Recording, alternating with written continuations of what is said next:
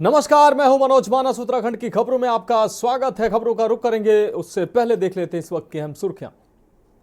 विजय दिवस श्रद्धांजलि समारोह में सीएम धामी ने किया प्रतिभाग। सीएम ने सैनिकों की वीरता और पराक्रम को नमन किया। सीएम धामी ने कहा, भारतीय सेना ने पाकिस्तान को शिकस्त दी। 21 दिसंबर से शुरू होगा गंगधरा विचारों का अविरल प्रवाह। व्याख्यान माला सीएम धामी करेंगे। व्याख्यान माला की शुरुआत। देहरादून कांग्रेस मुख्यालय में प्रेस वार्ता का आयोजन। प्रेस वार्ता में कांग्रेस का यंग इंडिया के बोल 5वें संस्करण का शुभारंभ। नौकरी दो, नशा नहीं की थीम पर कार्यक्रम का शुभारंभ। डोयाला में खंड शिक्षा अधिकारी कार्यालय में धरना प्रदर्शन। सेवानिवृत्त शिक्षकों ने 4 सूत्रीय मांग को लेकर दिया धरना। दर्जनों पूर्व शिक्षक आंदोलन में हुए शामिल। गोकुल संस्था का वार्षिक समारोह का आयोजन। समारोह में तुलाज ग्रुप अध्यक्ष सुनील कुमार जैन ने शिरकत की। दीप प्रज्वलित कर कार्यक्रम का शुभारंभ हुआ। शीतलहर से मिली राहत। अब दिन में शुष्क हुआ मौसम, रात में बढ़ी ठिठुरन।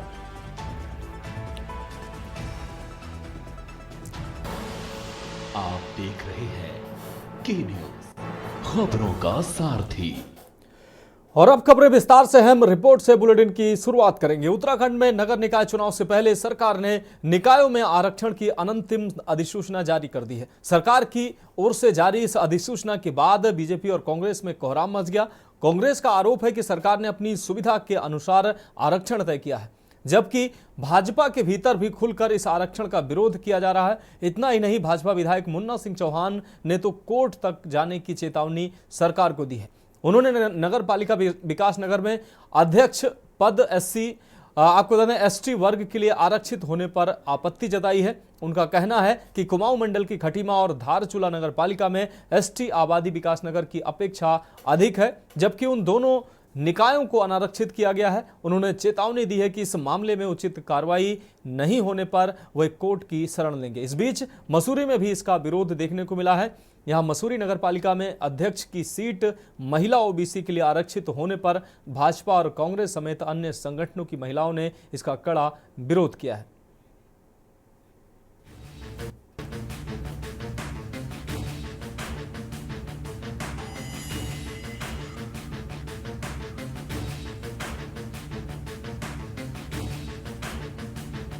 देवभूमि उत्तराखंड में होने वाले नगर निकाय चुनाव से पहले निकायों की आरक्षण की अंतिम अधिसूचना पर सियासी बवाल छिड़ गया है। भाजपा कांग्रेस समेत तमाम राजनीतिक दल सरकार की आरक्षण की अधिसूचना का विरोध कर रहे हैं। हालांकि भाजपा के भीतर विरोध बड़े स्तर पर देखने को मिल रहा है। जगह जगह से भाजपा के नेता खुलकर और दबी जुबान में सरकार के इस फैसले का विरोध कर रहे हैं। विकास नगर सीट से भाजपा विधायक मुन्ना सिंह चौहान और मसूरी में भाजपा नेता पुष्पा परियार ने तो कोर्ट तक जाने की चेतावनी दी है, जिसके बाद विपक्ष एक बार फिर भाजपा पर हमलावर हो गया है। मुझे सब जगह की तो टिप्पणी करने की आवश्यकता नहीं है। मैं केवल अपने क्षेत्र के जो लोकल बॉडीज है, जिसमें हरबटपुर और विकास नगर है, तो उसमें नगर पालिका परिषद विकास नगर में अध्यक्षों के आरक्षण की जो अनंतिम सूची प्रकाशित हुई है, उसमें विकास नगर को अनुसूचित जनजाति एसटी के लिए आरक्षित किया गया है। ये आपत्ति, इस पर हमारी आपत्ति है, क्योंकि मेरी जानकारी के मुताबिक प्रदेश में खटीमा, धारचूला, नानकमत्ता, मुंशियारी और विकास नगर ऐसे यूएलबीज है जहां जनजातियों की आबादी है। देखिए, आरक्षण की सूची आने के बाद भाजपा के ही कुछ मठाधीशों के सपने जो हैं वो चकनाचूर हो गए हैं। इस वजह से वो फड़फड़ा रहे हैं और उन लोगों ने, जिन लोगों के सर पर या पीठ पर हाथ रखा था चुनाव लड़वाने के लिए, उनको क्योंकि अपने हिसाब से आरक्षण नहीं मिला और वहाँ एकाएक उनके ऊपर वज्रपात हो गया है। इस वजह से अब आने वाले समय में तो, ये तो अभी आगाज है, आने वाले समय में तो भूकंप आएगा भाजपा में। यूकेडी इसके लिए दृष्टि देके भारतीय जनता पार्टी का एकमात्र लक्ष्य होता है चुनाव जीतना। कहीं किसी का विकास हो, जनता को सुख, क्योंकि निकाय चुनाव में सबसे पहले जनता के आम जो मूलभूत समस्या है उनका समाधान करने के लिए होता है। बिजली, पानी, सड़क, वाटर लॉगिंग, ये तमाम चीज़ें नगर पालिकाएँ देखती हैं, इसीलिए ये चुनाव किए जाते हैं। खटीमा और धारचूला हमने उदाहरण दिया है कि वहाँ पर ज़्यादा है, वहाँ क्यों नहीं करा आपने? तो क्योंकि उनको कैंडिडेट अपना जिताना है, इसलिए बिलीव कर ये केवल एक तो ये नमूना मात्र है विकास नगर, इन्होंने वार्डों में भी और अन्य निगमों में भी यही प्रक्रिया अपनाई है, जिसका विरोध हो रहा है। और हम खुल करके उत्तराखंड क्रांति दल पूरे प्रदेश भर में जो भी इनकी जो है क्रियाकलाप, हम इसका विरोध करते हैं। ठीक। आपको बता दें कि उत्तराखंड शासन ने आरक्षण की अंतिम अधिसूचना को जारी किया है। इसके तहत नगर निगमों में महापौर के 11 में से 6, जबकि नगर निगम परिषदों में अध्यक्ष के 43 में से 27 और नगर पंचायतों में अध्यक्ष के 46 में से 31 पद आरक्षित किए गए हैं। राज्य के सबसे बड़े नगर निगम देहरादून में महापौर का पद पहले की तरह अनारक्षित रखा गया है। वहीं निकायों में आरक्षण निर्धारित होने के साथ ही चुनाव का रास्ता भी साफ हो गया है। पर्वतीय क्षेत्र के नवगठित 3 नगर निगमों श्रीनगर, पिथौरागढ़ और अल्मोड़ा में पहली बार चुनाव होंगे।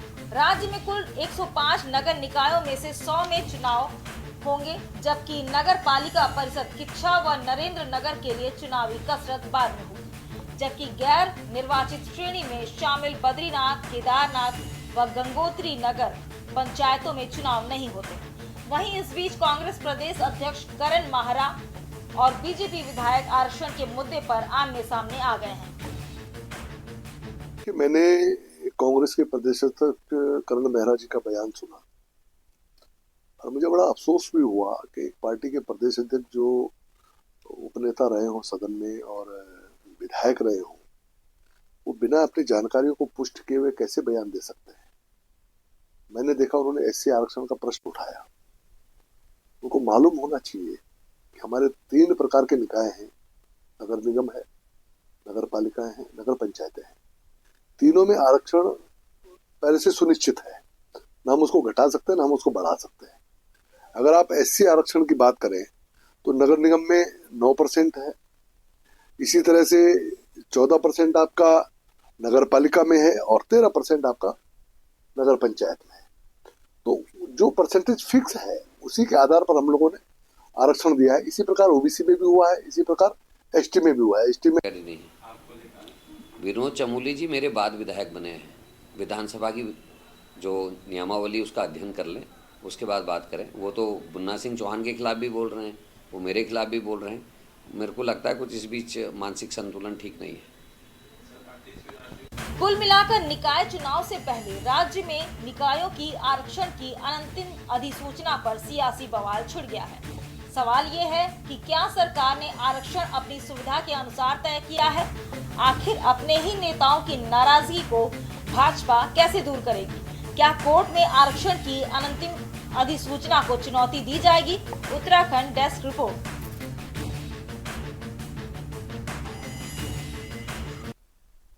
अगली हम खबर का रुख करेंगे। खबर बागेश्वर से है, जहां बागेश्वर जिले के कांडा तहसील में आयोजित 3 दिवसीय कांडा महोत्सव का रंगारंग शुभारंभ हो गया है। आपको बता दें, मुख्यमंत्री पुष्कर सिंह धामी ने आज सोमवार को कांडा महोत्सव में प्रतिभाग कर मेले का शुभारंभ किया। इस अवसर पर मुख्यमंत्री ने 8,479.8 लाख की योजनाओं का शिलान्यास और लोकार्पण भी किया है। उन्होंने स्टॉलों का निरीक्षण करते हुए रमाणी के माल्टा का भी स्वाद चखा है। उन्होंने बागेश्वर में जल्द नशा मुक्ति केंद्र का निर्माण करने की भी बात कही।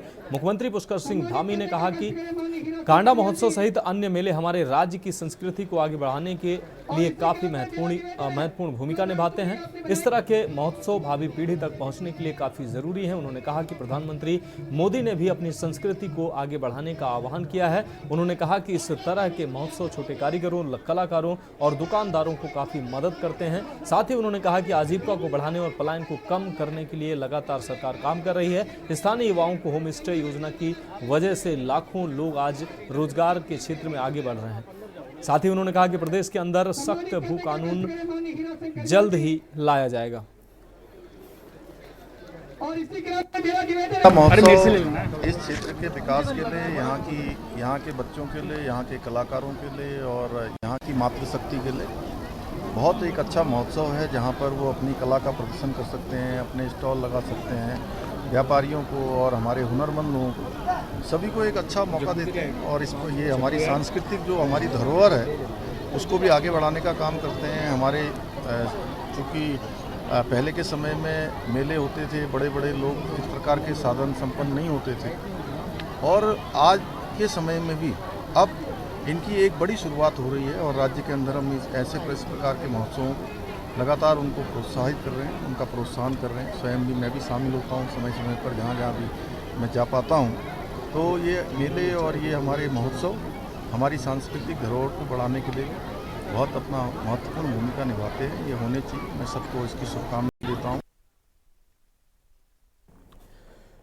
अब बढ़ेंगे अगली खबर की ओर। नैनीताल पहुंचे शिक्षा मंत्री धन सिंह रावत ने नैनीताल के मल्लीताल में 1880 में बने भवन में संचालित हो रहे प्राइमरी स्कूल का निरीक्षण किया। निरीक्षण के दौरान शिक्षा मंत्री ने 1880 में भवन ऐतिहासिक, उन्होंने कहा यह भवन ऐतिहासिक है और अभी इस प्राइमरी स्कूल में लगभग 40 बच्चे शिक्षा ग्रहण कर रहे हैं। उन्होंने जल्द ही संबंधित विभाग से स्कूल की डीपीआर बनाकर शासन को भेजने के निर्देश जारी किए जाएंगे। ये भी कहा ताकि इस ऐतिहासिक प्राइमरी भवन को आधुनिक बनाने के साथ ही नए कलेवर में लाया जा सके ताकि गरीब बच्चों को अच्छी शिक्षा मिल सके। शिक्षा मंत्री धन सिंह रावत ने कहा कि सरकार प्रदेश भर के सभी स्कूलों को बजट जारी करने के साथ ही बच्चों को पठन पाठन सामग्री उपलब्ध करा रही है। प्रदेश सरकार इस वर्ष बच्चों को मुफ्त में कॉपी और किताबें दे रही है ताकि बच्चों की पढ़ाई में कोई अड़चन पैदा न हो।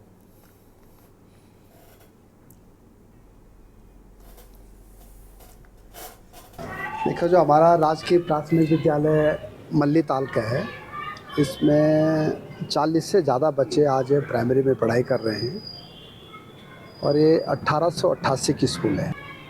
और आज मैं सौभाग्य से यहाँ आया हूँ देखने के लिए। वैसे तो बिल्डिंग नहीं बन गई है, लेकिन ये चूँकि हमारी पुरानी विरासत है, पुरानी धरोहर है, तो इसके लिए डीपीआर के लिए मैं आज ही कहने वाला हूँ और इसके जीर्ण शीर्ण के लिए पैसा भी दिया जाएगा और इस स्कूल के एक मॉडल स्कूल भी बनाया जाएगा ताकि यहाँ पे बच्चों की संख्या भी बढ़ जाए।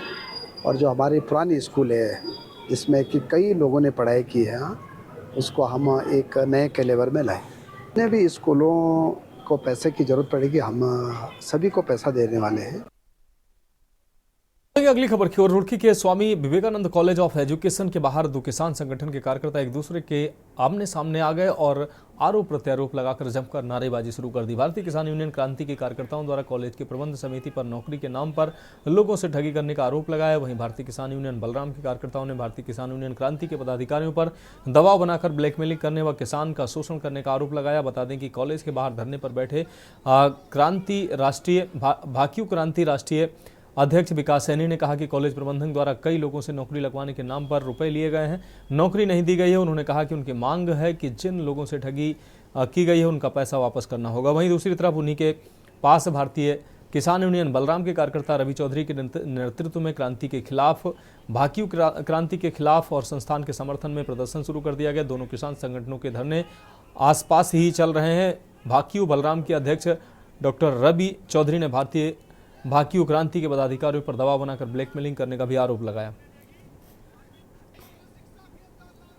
यहाँ के बेरोजगार सब ठगी की नौकरी के नाम पर, नौकरी देने के नाम पर, उसके खिलाफ जो ठगी की क्षेत्र के जो बेरोजगारों से, उसके खिलाफ हमारा इस महाविद्यालय के खिलाफ। और पहली बार देख रहे हैं किसानों के लिए किसान धरने पर बैठ रहे हैं। अब ठगी किसने की है, जांच का विषय तो है, पर यह कार्रवाई का विषय भी है। पीड़न हुआ, वो सब लोग हमारे साथ यहाँ खड़े हुए हैं। उनके पक्ष में ये धरना चलना को सीधा चैलेंज भी करता हूँ। बंधुओं को प्रणाम। और दूसरी बात, आपका एहसानमंद हूँ, कम से कम आप मेरी बात सुनने आए। आदेश करें भाई साहब, क्या सब उनके क्या आरोप है, मैं जवाब दूंगा। किसान संगठन पिछले कई दिनों से लोग बैठे हुए हैं, उनके आरोप है कि कॉलेज पे भ्रष्टाचार के आरोप हैं, कई करोड़ रुपए कह रहे हैं कि भर्ती के नाम पर लिए गए हैं, उसको लेकर आरोप लगाए गए इनके द्वारा। वो झूठ बोल रहे हैं। उनके पास अगर अपने किसी भी आरोप को सिद्ध करने के लिए कोई सबूत है तो साबित करें, कोतवाली जाएं, कोर्ट जाएं। बढ़ेंगे अगली खबर की ओर। राजकीय शिक्षक संघ गढ़वाल मंडल कार्यकारिणी की एक बैठक मंडल मुख्यालय पौड़ी में आयोजित हुई। बैठक में सभी विकासखंडों एवं जनपद के अधिवेशन करवाने को लेकर चर्चा की गई। बैठक में अधिवेशन करवाने को लेकर सहमति बनी है। साथ ही शिक्षक संगठन के साथ अंतरमंडलीय स्थानांतरण को लेकर सरकार के साथ हुए समझौते के अनुसार जल्द सकारात्मक कार्रवाई नहीं हुई तो 18 दिसंबर के बाद निदेशालय में धरना प्रदर्शन करने का निर्णय लिया गया है। बैठक में शिक्षकों की विभिन्न समस्याओं को लेकर भी चर्चा की गई है। बताया गया है कि जिन जनपदीय कार्यकारिणियों का कार्यकाल समाप्त हो चुका है, बैठक में उनके चुनाव करवाने को लेकर भी सहमति बनी है। सोमवार को बैठक में मंडलीय अध्यक्ष श्याम सिंह सरियाल, मंडलीय मंत्री डॉक्टर हेमंत पैन्यूली, संगठन मंत्री मक्खन लाल शाह के साथ अन्य लोग मौजूद रहे। आज मंडलीय कार्यकारिणी गढ़वाल मंडल राजकीय शिक्षा संघ की बैठक अपर निदेशक कार्यालय में संपन्न हुई, जिसमें विभिन्न जनपदों से, गढ़वाल मंडल के 7 जनपदों से आए हुए जिलाध्यक्ष मंत्री उनके द्वारा गढ़वाल मंडल की बैठक में शिक्षकों की जो विगत कई समस्याएं जो सरकार के साथ वार्ता के बाद भी जो आश्वासन मिला था उस पर कोई ठोस अमल नहीं हुआ, जिससे शिक्षकों में, पूरे गढ़वाल मंडल के शिक्षकों में बहुत ज़्यादा रोष व्याप्त है और आगे आने वाले समय में कोई भी बड़ा कदम उठाने के लिए संगठन मजबूर होगा, क्योंकि बहुत समय से जो मांगे हैं यथावत हैं। अंतरमंडलीय ट्रांसफ़र हो, चाहे पदोन्नति की बात हो, कि हर स्तर की पदोन्नति पे कोई कार्रवाई नहीं हुई। फिलहाल उत्तराखंड की खबरों में वक्त एक ब्रेक का है, जल्द हाजिर होंगे। आप देख रहे हैं के न्यूज़, खबरों का सारथी। ब्रेक के बाद उत्तराखंड की खबरों में एक बार फिर से आपका स्वागत है। बढ़ेंगे अगली अहम खबर की ओर। आज 1971 के युद्ध में बांग्लादेश की आजादी के लिए भारत पाकिस्तान के बीच हुए संघर्ष के अमर शहीदों को मुख्यमंत्री पुष्कर सिंह धामी ने शहीद स्मारक पहुंचकर श्रद्धांजलि अर्पित की। इस युद्ध में भारत द्वारा पाकिस्तान के खिलाफ अभूतपूर्व जीत के बाद इस दिन को विजय दिवस के रूप में मनाया जाता है। भारतीय, आपको बता दें, उत्तराखंड के मुख्यमंत्री पुष्कर सिंह धामी ने इस अवसर पर युद्ध में महत्वपूर्ण भूमिका निभाने वाले वीर सैनिकों और उनके परिवारों को सम्मानित भी किया। उन्होंने कहा, हमारे वीर सैनिकों ने अपनी जान की आहुति दी ताकि देश सुरक्षित रहे और बांग्लादेश स्वतंत्र हो सके। हम हमेशा उनके योगदान को याद करेंगे।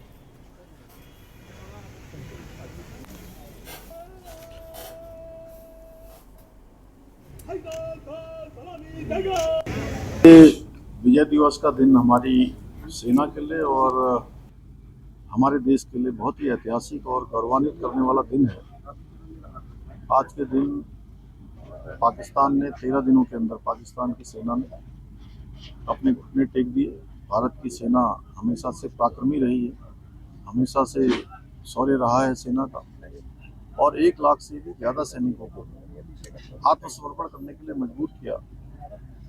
और आज देश के अंदर हमारे सैनिकों को आगे बढ़ाने के लिए, उनके मनोबल को आगे बढ़ाने के लिए, उनके परिवारों के कल्याण के लिए हमारे प्रधानमंत्री आदरणीय मोदी जी के नेतृत्व में देश के अंदर योजनाएं बनाई जा रही हैं। आज भारत हर क्षेत्र में आगे बढ़ रहा है।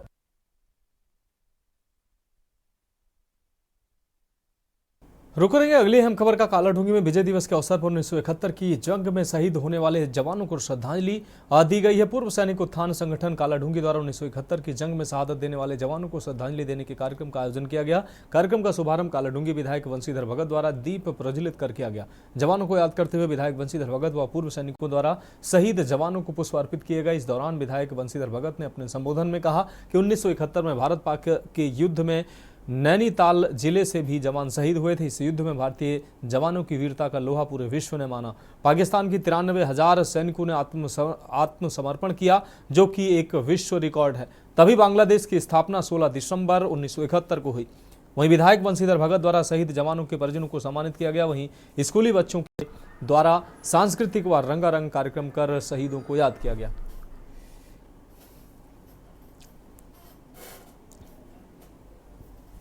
के लिए एक ऐतिहासिक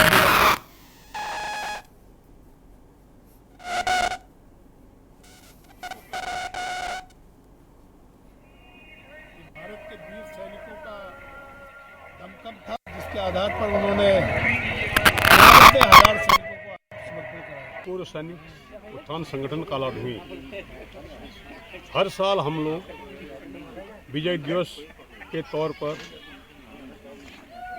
ये उत्सव मनाते हैं। सन 71 की लड़ाई में जब भारत पाक युद्ध हुआ था, तो उस समय सिर्फ 13 दिन की लड़ाई के अंदर हमारे सैनिकों ने पराक्रम वीरता दिखाते हुए पाकिस्तान को घुटने पर टेक दिया और उनके 93,000 सैनिकों को बंधक बना दिया। बात करेंगे अगली खबर की। उत्तराखंड की राजधानी देहरादून में अगर आप यातायात के नियम तोड़ेंगे तो रात हवालात में काटनी पड़ सकती है। दुर्घटनाओं को नियंत्रण करने के लिए परिवहन विभाग की संयुक्त टीम ने लगातार रात को चेकिंग कर रही है। ये टीम और वहीं आरटीओ शैलेश तिवारी ने बताया कि परिवहन विभाग निरंतर रात्रि चेकिंग कर रहा है। परिवहन विभाग लगातार काम कर रहा है। अब दुर्घटनाएं बीच में बढ़ रही थी तो हम लोगों ने रात्रि जो चेकिंग हमारी होती है, नाइट चेकिंग, उसको बढ़ा दिया है। उसमें विशेष फोकस हम लोग जो कर रहे हैं कि शराब पी कर वाहन चलाने वाले और रैश ड्राइविंग, ओवर स्पीडिंग करने वाले, तो पुलिस ने भी इसमें बढ़ाया है काम रात को, और जगह जगह बैरिकेड भी लगाए गए हैं, बैरियर लगा के चेकिंग की जा रही है। तो अब जो ओवर स्पीडिंग के जो केस हैं और शराब पी के वाहन चलाने वाले पहले के मुकाबले कम पाए जा रहे हैं। बढ़ेंगे अगली खबर की ओर। गंगा नहर में अर्धनग्न होकर अश्लील वीडियो बनाने वाले 3 युवक और 2 युवतियों को पुलिस ने गिरफ्तार कर लिया है। आपको बता दें, आरोपियों के खिलाफ मुकदमा दर्ज कर न्यायालय में पेश किया गया। सोशल मीडिया पर फॉलोअर बढ़ाने की चाहत में आजकल युवा जानलेवा वाले स्टंट के साथ साथ अश्लील कंटेंट तैयार कर समाज को गलत संदेश देते दिख रहे हैं। ऐसे लोगों को मर्यादा का पाठ पढ़ाने के लिए एसएसपी हरिद्वार के निर्देशन पर सोशल मीडिया मॉनिटरिंग के तहत कल कलियर पुलिस ने बड़ी कार्रवाई करते हुए 2 युवतियों सहित कुल 5 लोगों को हिरासत में लिया है और मर्यादा का पाठ पढ़ा है। आपको बता दें कि कुछ युवक युवतियों द्वारा गंगा नहर में एक दूसरे को धक्का देकर जान जोखिम में डालने व अर्धनग्न होकर अश्लील वीडियो बनाने की सूचना मिलने पर कलियर पुलिस द्वारा तत्काल मौके पर पहुंचकर हिरासत में लेकर मुकदमा दर्ज किया गया। हमने इंस्टाग्राम पे आपत्तिजनक वीडियो अपलोड की थी, तो आगे से वहाँ से गलती नहीं करेंगे। हमें पता नहीं था कि अब बता दिया है, अब आगे से ऐसी गलती नहीं।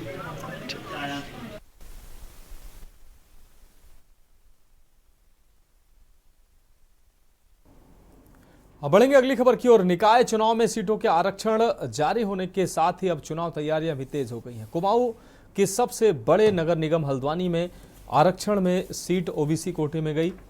नगर निगम में 60 वार्ड में 21,000, आपको बता दें 2,13,146 मतदाता हैं। आरक्षण जारी होने के बाद अब आपत्तियों को लेकर आपत्तियों का लेने का सिलसिला शुरू हो गया है। मुख्य नगर आयुक्त विशाल मिश्रा ने बताया कि 22 दिसंबर तक आपत्तियां ली जाएंगी। उसके बाद आपत्तियों के निस्तारण के साथ ही आख्या शासन को भेज दी जाएगी। इसके पश्चात अंतिम आरक्षण तय होगा।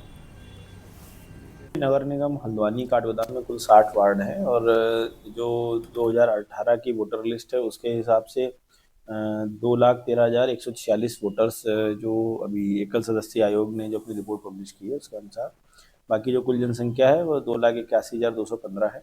और इसमें जो आरक्षण की अनंतिम सूचना है वो माननीय जिलाधिकारी महोदय के यहाँ भेज दी गई है और वो प्रकाशित भी हो गई है। 22 दिसंबर दोपहर 3 बजे तक इसमें आपत्तियां प्राप्त की जाएंगी। उसके बाद आपत्तियों का निस्तारण भी किया जाएगा और तदुपरांत जो भी आख्या है वो शासन को